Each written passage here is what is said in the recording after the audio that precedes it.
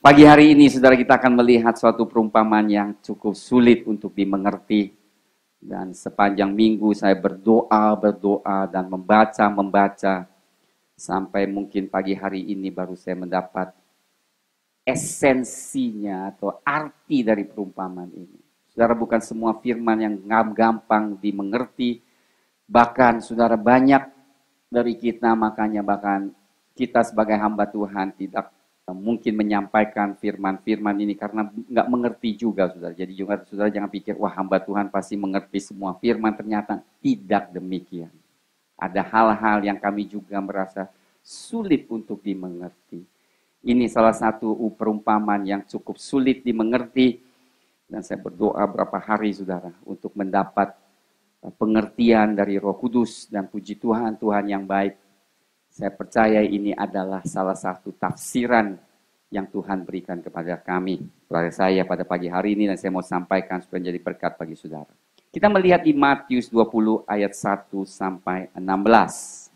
Bayangkan kita sudah berminggu-minggu mempelajari perumpamaan. Bayangkan begitu banyak perumpamaan yang Tuhan Yesus berikan. Mungkin kita tidak pernah perhatikan ya. Karena setiap kali Tuhan Yesus mengajar, dia menggunakan perumpamaan. Sehingga kita dapat mengerti lebih baik lagi. Kita melihat dari ayat 1 sampai ayat 16. Adapun hal kerajaan surga. Sekali lagi, perumpamaan selalu bicara tentang kerajaan surga. Pada umumnya 99% bicara tentang hal kerajaan surga. Dikatakan adapun hal kerajaan surga sama seperti seorang tuan rumah yang pagi-pagi benar keluar mencari pekerja-pekerja untuk kebun anggurnya. Setelah ia sepakat dengan pekerja-pekerja itu mengenai upah sedinar sehari, ia menyuruh mereka ke kebun anggurnya. Kira-kira pukul 9 pagi, ia keluar pula dan dilihatnya ada lagi orang-orang yang lain menganggur di pasar, katanya kepada mereka, pergi jugalah kamu ke kebun anggurku, dan apa yang pantas akan kuberikan kepadamu. Dan mereka pun pergi. Kira-kira pukul 12 dan pukul 3 petang, ia keluar pula dan melakukan sama seperti tadi. Kira-kira pukul 5 petang, ia keluar lagi dan mendapati orang-orang lain pula. Lalu katanya kepada mereka, mengapa kamu menganggur saja di sini sepanjang hari? Kata mereka kepadanya, karena tidak ada orang mengupah kami. Katanya kepada mereka, pergi jugalah kamu ke kebun anggurku. Ketika hari malam, tuan itu berkata kepada mandurnya, panggillah pekerja-pekerja itu dan bayarkan upah mereka, mulai dengan mereka yang masuk terakhir hingga mereka yang masuk terdahulu. Maka datanglah mereka yang mulai bekerja kira-kira pukul 5 dan mereka menerima masing-masing 1 dinar. Kemudian datanglah mereka yang masuk terdahulu. Sangkanya akan mendapat lebih banyak. Tetapi mereka pun menerima masing-masing 1 dinar juga. Ketika mereka menerimanya, mereka bersungut-sungut kepada tuan itu. Katanya, mereka yang masuk terakhir ini hanya bekerja 1 jam, dan engkau menyamakan mereka dengan kami yang sehari suntuk bekerja berat dan menanggung panas terik matahari. Tapi Tuhan itu menjawab seorang dari mereka, saudara, aku tidak berlaku tidak adil terhadap engkau. Bukankah kita telah sepakat sedinar sehari? Ambillah bagianmu dan pergilah. Aku mau memberikan kepada orang yang masuk terakhir ini sama seperti kepadamu. Tidakkah aku bebas mempergunakan milikku menurut kehendak hatiku? Atau iri hatikah engkau karena aku murah hati? Demikian orang yang terakhir akan menjadi yang terdahulu, dan yang terdahulu akan menjadi yang terakhir. Tentunya Tuhan yang memiliki pohon anggur ini bicara tentang Tuhan Yesus sebagai Allah. Pekerja-pekerja di pohon anggur adalah pelayan Tuhan. Kalau kita sepintas baca dengan perumpamaan ini, kita katakan Tuhan ini sama juga dengan komunis. Apa bedanya ya kan? Yang kerja parah juga sama dapat upahnya, yang kerja cuma sebentar upahnya sama. Apakah ini sesuatu hal yang tidak adil, saudara? Ini menjadikan pertanyaan dalam hatiku juga setelah baca ini. Tuhan, mana keadilannya?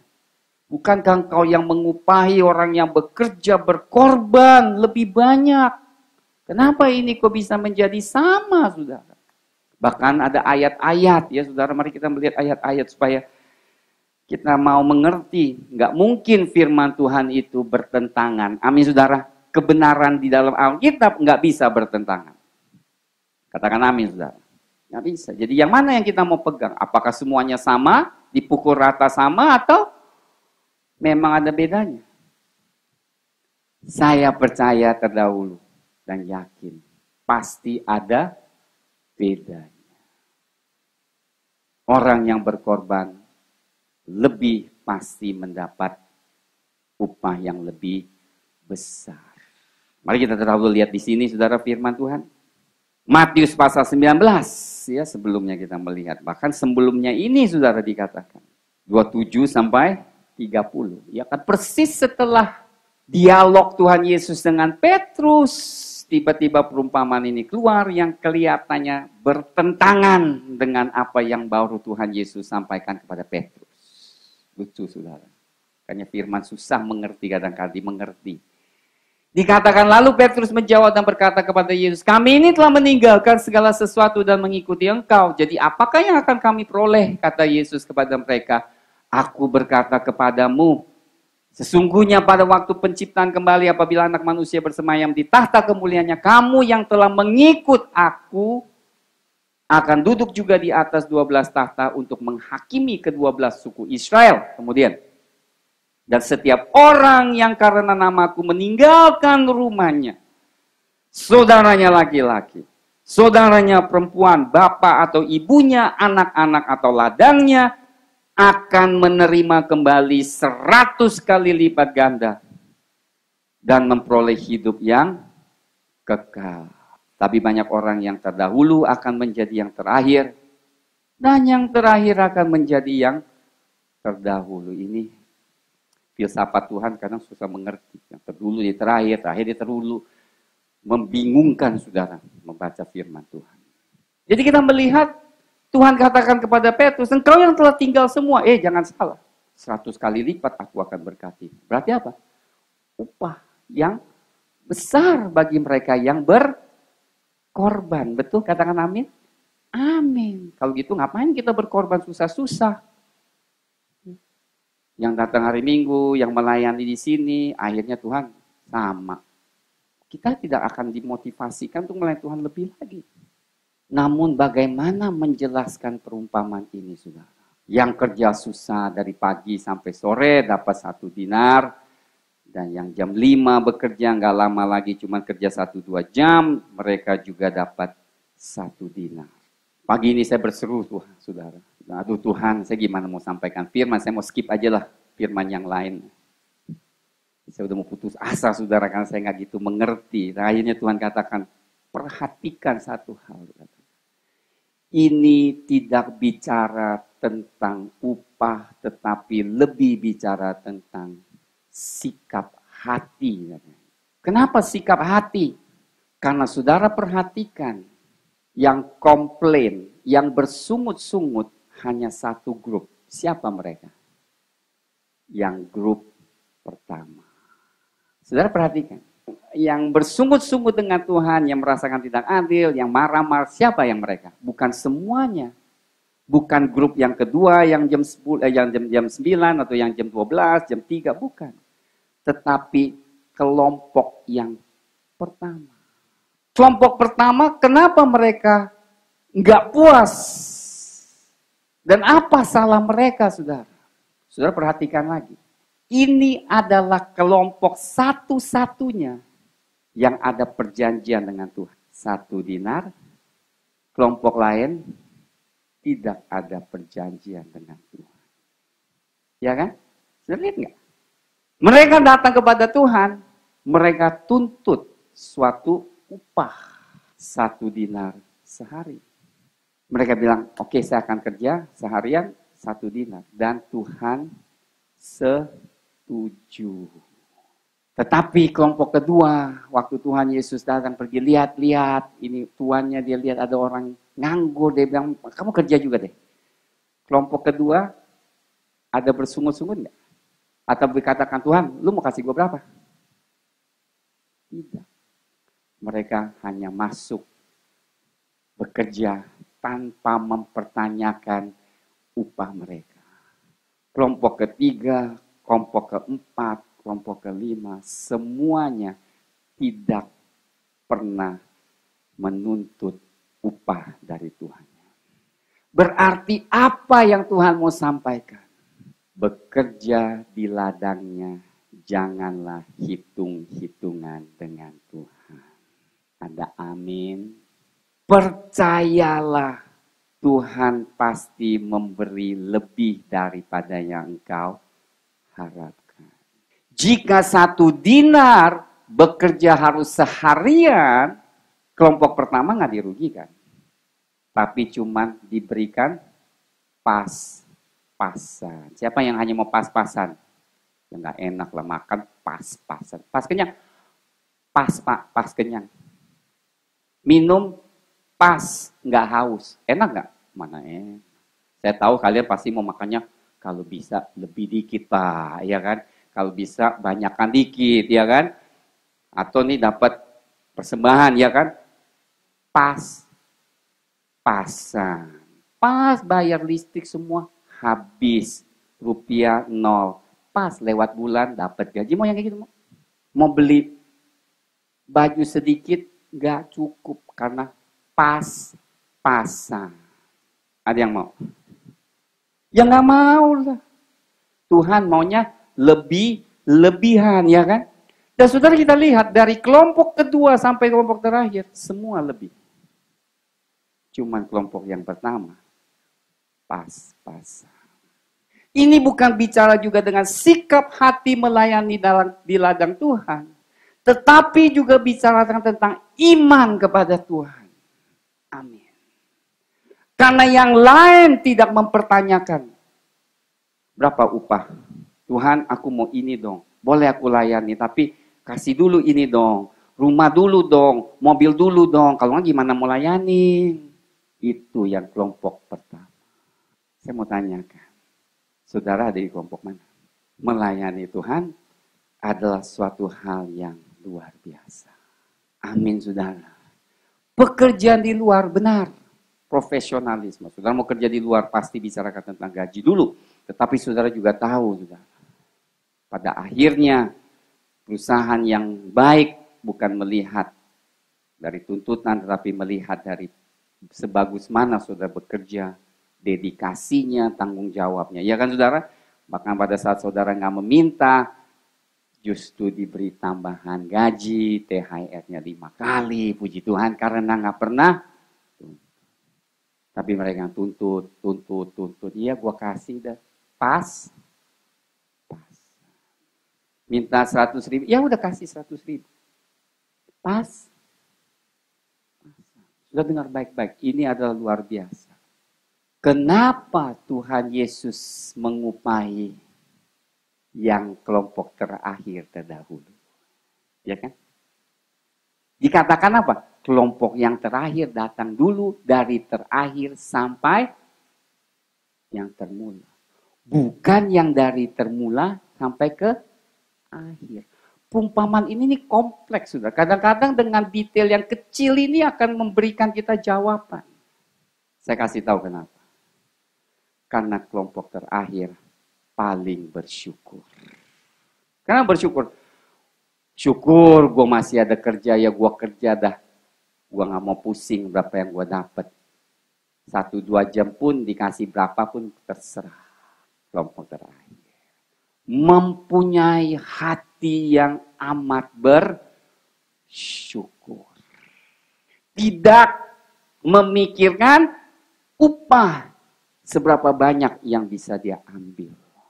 Dia tidak pikirkan hal itu. Dia hanya kerja, aduh syukur masih ada orang mau panggil gua untuk kerja. Aku kerja menjadi produk. Dan akhirnya Tuhan berikan 1 dinar. Bukan berarti Tuhan tidak adil. Tapi Tuhan murah hati. Dengar, yang 1 dinar nggak adil atau enggak? Adil kan? Tuhan katakan, bukankah engkau telah sepakat? Kita udah sepakat engkau kerja seharian 1 dinar. Jangan tuntut lagi, kita udah sepakat. Sekarang aku mau upahi mereka itu juga 1 dinar. Kenapa 1 dinar? Ya saya. Aku murah hati, ini milik gua. Dan apalagi melihat sikap yang tulus bekerja di ladang Tuhan. Amin. Beri tepuk tangan bagi Tuhan, haleluya. Jadi ini bukan bicara tentang upah, saudara. Ini bicara tentang sikap, motivasi di dalam diri kita. Oleh karena begitu banyaknya ya saudara, maaf, yang tercemar oleh cara-cara dunia. Kita sekarang datang melayani Tuhan, kita pikirnya upah, saudara. Saya dengar Pastor Aaron, saudara, yang melayani di India. Saya terkejut bagaimana pemain musik meminta upah. Dengar baik, ini KKR lagi berjalan nih, ramai, saudara. Semuanya udah disiapkan, berarti 1 jam yuk main berapa duit. Mereka lihat jam, saudara. Ceng, ceng, ceng, puji Tuhan. Ceng, ceng, ceng, ceng, ceng, ceng, ceng, ceng, ceng. Ini lagi Pastor Aaron kan tahu kan, kalau melayani itu mana bisa 1 jam. Orang sembuh sini, ke situ, ya kan. Jam udah mau lewat. Kau main musik. Gimana nih upahnya? Gimana nih upahnya? Gitu, saudara. Ya ampun, lagi main gini nih. Saudara, kalau nggak ditanggapi, tahu nggak? Mereka letakkan gitar, mulai angkat alat musik. Profesional banget. Itu adanya di India. Di Indonesia, enggak lah. Pemain musik Indonesia baik-baik. Nggak tuntut upah. Tuntut, enggak lah. Apalagi di GL, amin. Nggak dikasih 3 bulan, tetap melayani. Haleluya. Cuman 2 kali nggak datang. Saya percaya tidak. Saudara, apa yang Tuhan mau katakan? Berimanlah, percayalah. Aku pasti berikan lebih dari cukup. Masalahnya kita di dalam hati kita yang masih ganjel. Yang kadang-kadang masih menanyakan, aduh layak nggak ya? Gue udah buang waktu, udah buang segala hal. Tapi gue nggak dapat upahnya. Nah oleh sebab itu di dalam hal ini yang Tuhan ajarkan perumpamaan adalah sebenarnya perumpamaan ini mengajarkan tentang pelayanan. Amin saudara. Pelayanan. Pelayanan butuh dedikasi. Pelayanan butuh sikap motif yang tulus. Pelayanan jangan hitung-hitungan dengan Tuhan. Melayanilah Dia. Karena pohon anggur atau di kebun anggur adalah bicara tentang ladangnya Tuhan. Tuhan tidak akan melupakan pekerjaan saudara. Saya selalu bersyukur saudara kalau saya udah mulai hitung-hitungan pasti saya pas-pasan. Kalau udah mulai hitung pas-pasan. Ya udah mau segitu ya oke lah Tuhan bilang gue kasih lu, udah lu mau segitu. Nggak tahu-taunya sebenarnya kita bilang Tuhan, ini gue layani nih di Congko susah banget nih Tuhan. WhatsApp tiaw dong. Cia misalnya. Baik, WhatsApp tiaw lu mau, ya udah gue kasih lu. Tahu-taunya ongkos lebih dari WhatsApp tiaw, ya kan? Tuhan bilang sebenarnya gue siapkin nopet tiaw. Cie. Tapi engkaunya maunya cuman gocap, ya kan kita nggak bisa tahu. Kita selalu tuh pikirnya kita cukup. Gue maunya segini. Ya Tuhan bilang lu mau segitu, ya gue kasih. Tapi kehilangan berkat yang lebih melimpah yang Tuhan sudah siapkan dan rancangkan. Ada amin, haleluya. Beri tepuk tangan bagi Tuhan, haleluya. Oleh sebab itu saudara, layanilah dengan ketulusan hati kita. Sekalipun mungkin pendeta di sini lupa, Pak Yer lupa mengupainya yang sepantas. Pokoknya ada orang lain yang akan upai.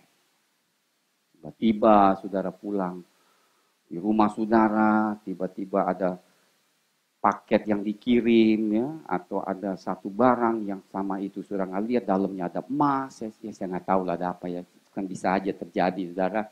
Natalan dikirim berkat, ya kan saudara, di luar dari apa yang kita bisa bayangkan. Puji Tuhan. Lihat satu hal, Ibrani 6 ayat 10. 1, 2, 3. Sebab Allah bukan tidak adil, sehingga ia lupakan pekerjaan. Saudara, ini adalah ayat pegangan saya. Dan kasihmu yang kamu tunjukkan terhadap namanya oleh pelayanan kamu kepada orang-orang kudus yang masih kamu lakukan sampai sekarang. Tuhan bukan Tuhan yang tidak adil. Bos kita di dunia bisa lupa, tetapi Tuhan tidak akan lupa. Amin, saudara. Tuhan tidak akan lupa. Saudara pernah ingat nggak cerita Esther? Mordekai adalah seorang pelayan yang setia. Pada satu saat dia temukan satu rancangan dari 2 orang yang mau membunuh raja. Saya ceritakan sedikit. Dia temukan 2 orang yang membunuh raja.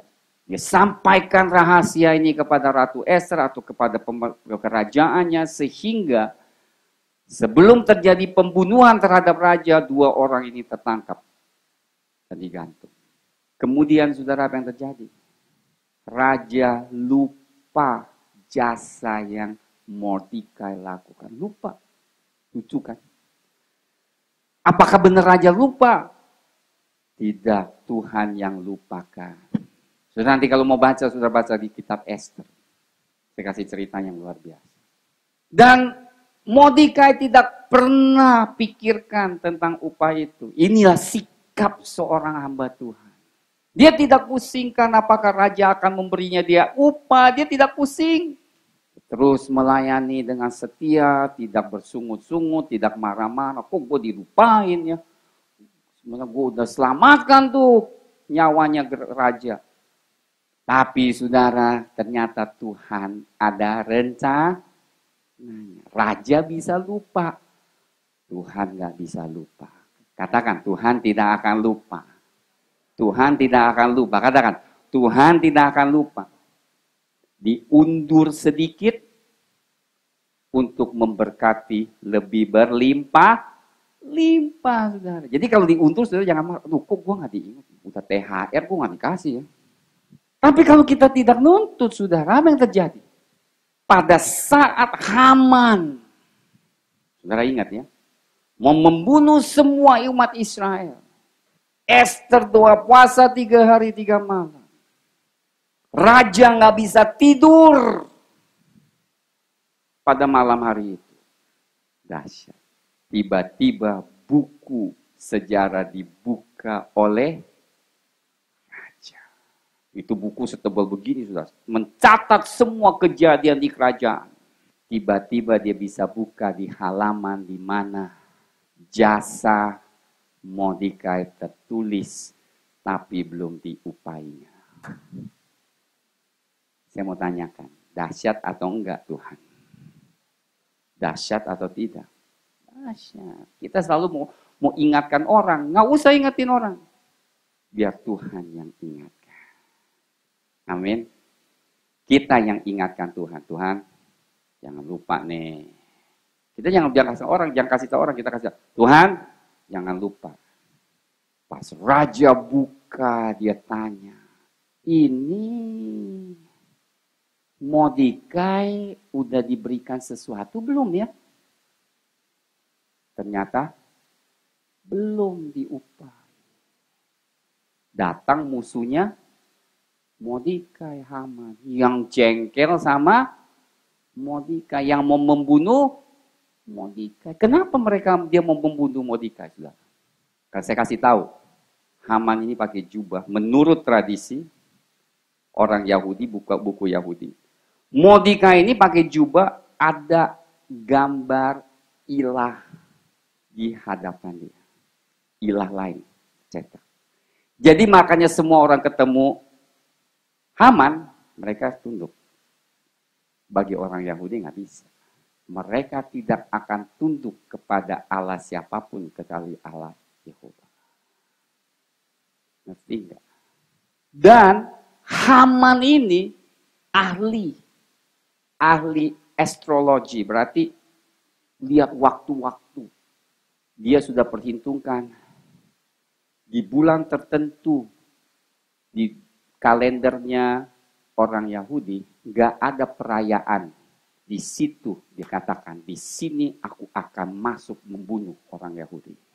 Jadi kita melihat ini bukan seolah-olah sesuatu hal yang sederhana dari luar ceritanya, tetapi di dalamnya itu ada rancangan-rancangan iblis yang mau membunuh segenap umat Israel.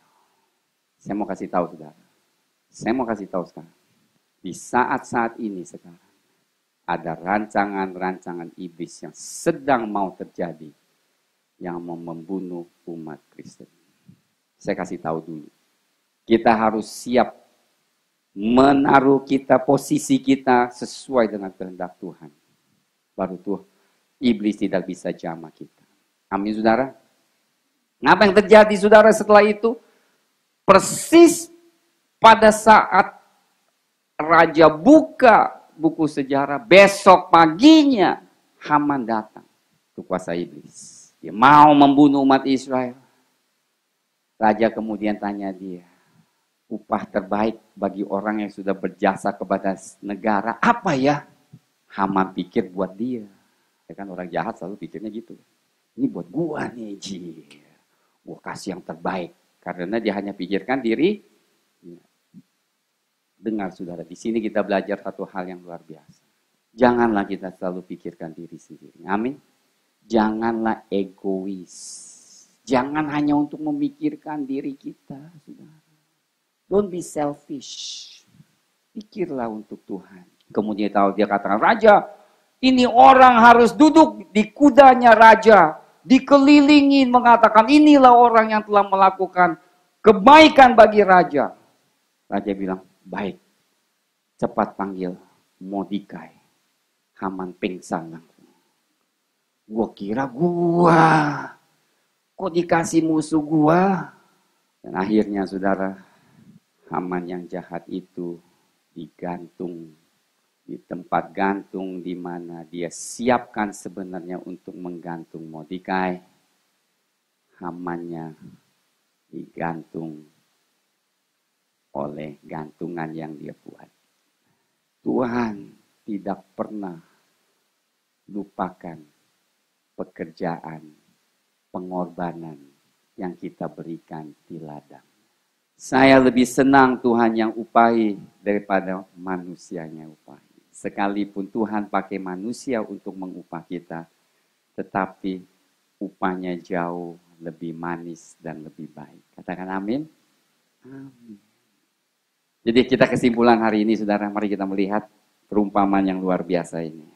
Pertama, kita melihat bukan Allah tidak adil. Perumpamaan ini bicara tentang sikap hati, motivasi dari sebuah pelayanan. Apakah kita berikan dengan tulus hati atau ada tuntutan-tuntutan. Bukan Tuhan tidak dengar saudara. Saya tahu sifat Tuhan itu baik dan adil. Saya mau saudara tahu, begini saudara, dengar baik-baik. Tuhan tidak menyalahkan kan. Grup pertama dia tuntut, Tuhan bilang, lu kok tuntut sama gua? Tuhan marah enggak? Tuhan kecewa enggak? Enggak. Dia berikan sesuai yang dia mintakan gitu. Lu mau 1 dinar sehari, gua kasih. Tuhan tuh kalau kita minta dia kasih. Kalau memang wajar-wajar dia kasih. Ya, lu bekerja di ladang gue, lu minta, ya gue kasih lah. Lu mau berapa, kasih lah. Maksud saya, saudara, is not the best. Bukan yang terbaik. Kenapa kita mau ambil sesuatu yang tidak terbaik? Akhirnya kita yang komplain juga. Maka Tuhan katakan, bukankah aku bersepakat? Engkau tuh setuju 1 dinar. Kenapa engkau iri hati pada saat aku berikan mereka? Karena mereka nggak tuntut. Mereka melayani dengan tulus. Aku tetap kasih 1 dinar. Karena aku murah hati. Saudara mau terima kemurahan hati Tuhan? Atau mau terima wajar-wajarnya? Saya tanya kepada saudara. Which one do you want? Get the best from God. Terimalah yang terbaik dari Tuhan. Saudara tahu waktu kita ajarkan khotbah di atas bukit. Apa esensinya? Saudara ingat nggak? Ingat nggak khotbah di atas bukit? Seluruh khotbah di atas bukit tidak jauh bicarakan tentang kondisi hati kita. It's all about the heart. Semua tentang hati kita. Oleh sebab itu kenapa ada beberapa hal yang Tuhan ajarkan susah untuk kita mengerti.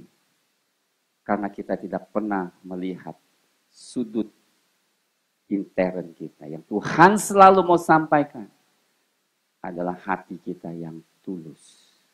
Mengikuti dan melayani Dia. God is not impressed. Tuhan tidak tertarik dengan luarnya kita. Kualifikasi kita.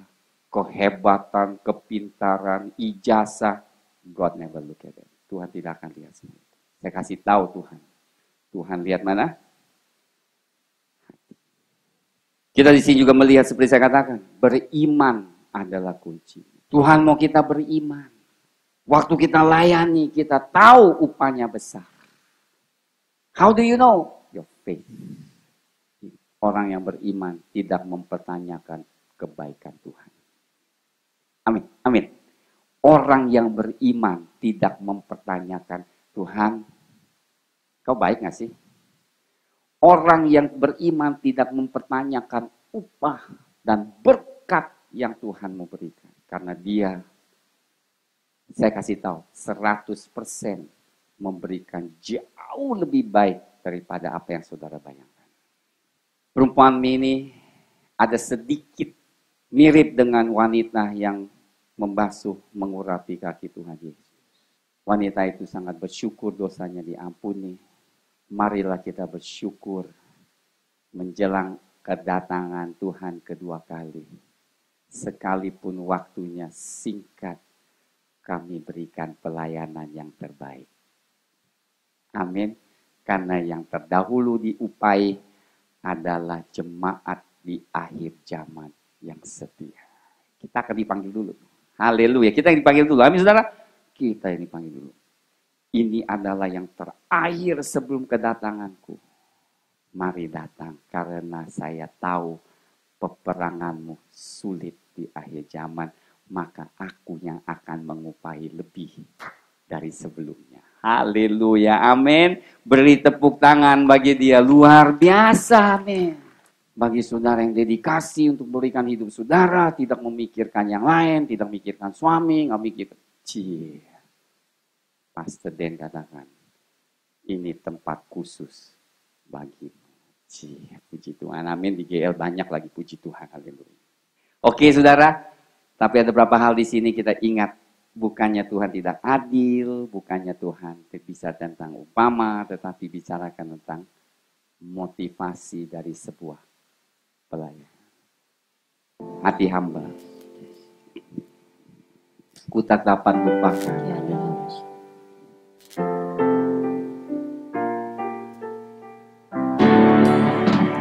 Ku tak dapat lupakan kebaikan yang ku terima, pengorbanan yang mulia, jadikan ku berharga. Kau tulus menerima,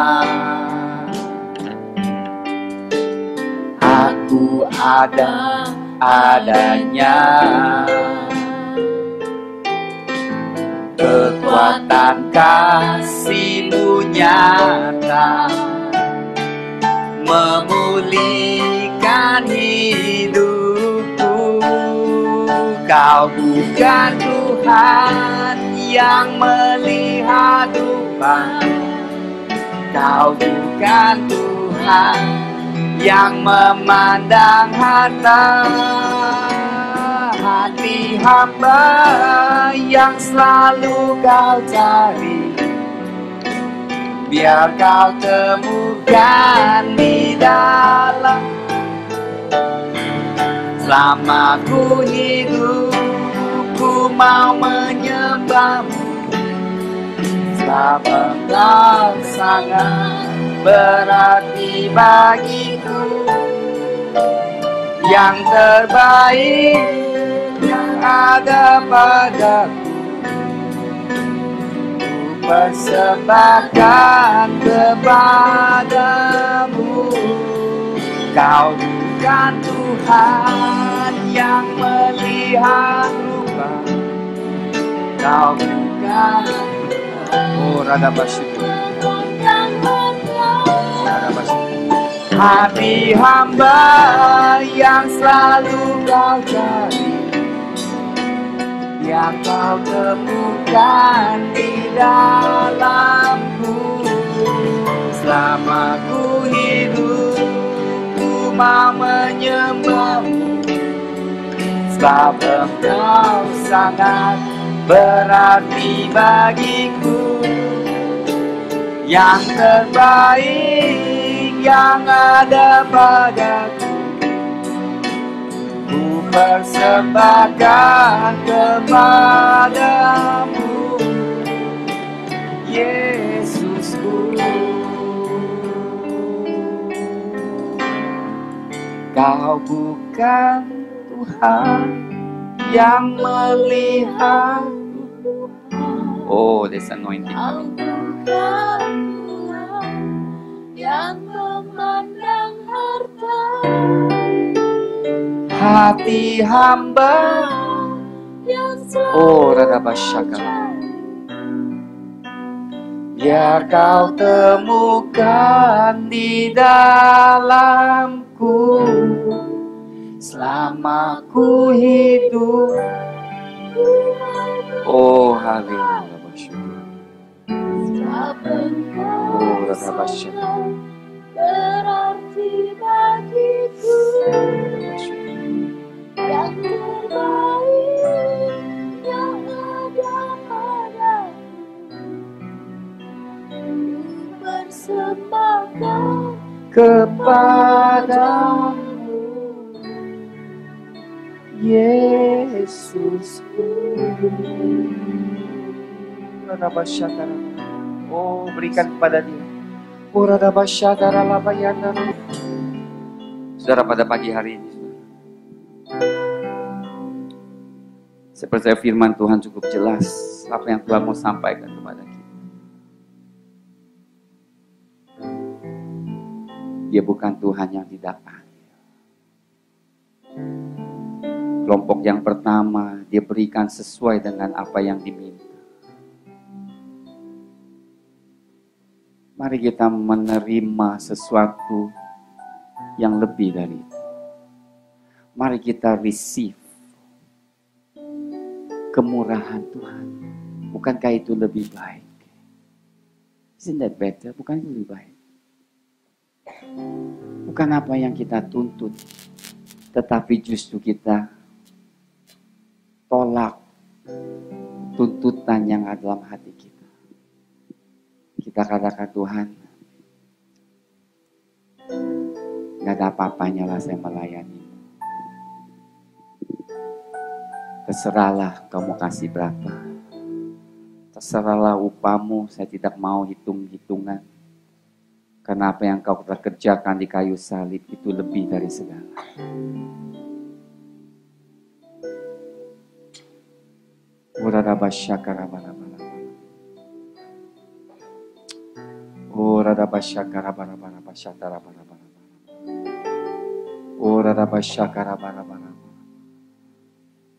Apakah saudara beriman? Apakah saudara percaya bahwa Tuhan Allahmu adalah Tuhan yang tidak pernah mau utang dengan kita? Dia memberikan yang terbaik. Oh haleluya, Rabasyakara. Oh Rabasyakara, if you feel. Kalau saudara katakan, Tuhan, aduh selama ini aku keliru Tuhan.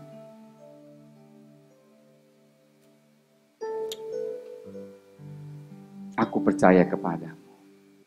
Kalau saudara kata, aku mau beriman, aku tidak mau lagi hitung-hitungan. Tidak mau lagi, karena aku tahu berkatmu lebih besar dari apa yang aku bisa bayangkan. If that is, kalau siang hari ini, khususnya pekerja, mengatakan Tuhan aku mau melayani. Bukan karena berapa aku bisa dapat, tetapi karena aku cintamu Tuhan. It's because I love you. Saudara dengar, saya dapat berapa hal dari Roh Kudus. Ada berapa dari kalian, saudara di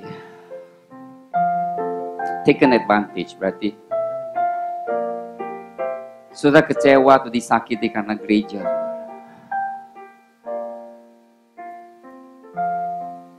Saudara pikir mereka lupa apa yang kau telah berikan kepadanya. Saudara-saudara tidak pernah berikan kepada gereja.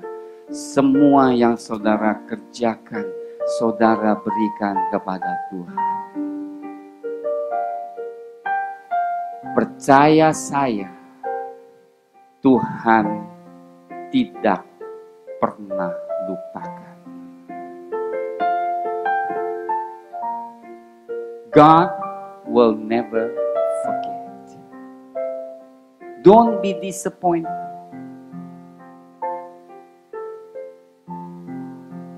Sudah kami melayani di mana-mana, orang pada lupa. Bagi saya nggak ada masalah, karena saya bukan melayani mereka. Saya melayani Raja di atas segala raja. Please have that concept. Situasi berubah-ubah, Tuhan tidak berubah. Tuhan Yesus sama dahulu, sekarang, dan selamanya.